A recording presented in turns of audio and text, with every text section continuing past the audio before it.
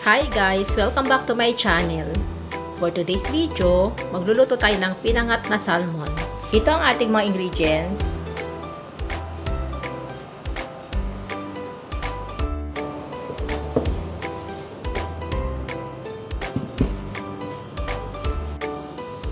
Sama ko na yung luya.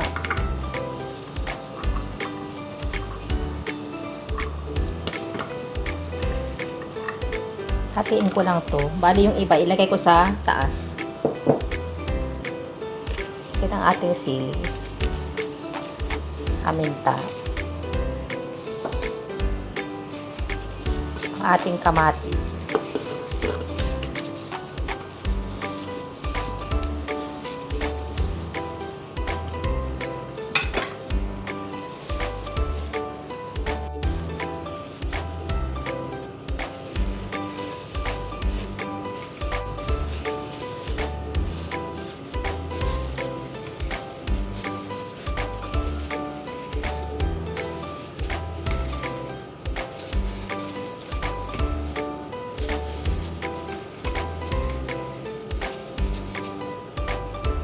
Sama ko na yung mga naiwan na ingredients kanina.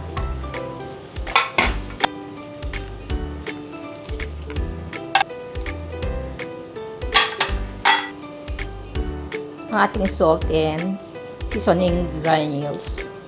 Patis. Calamansi juice. Mag-add din ako ng 2 cups of water.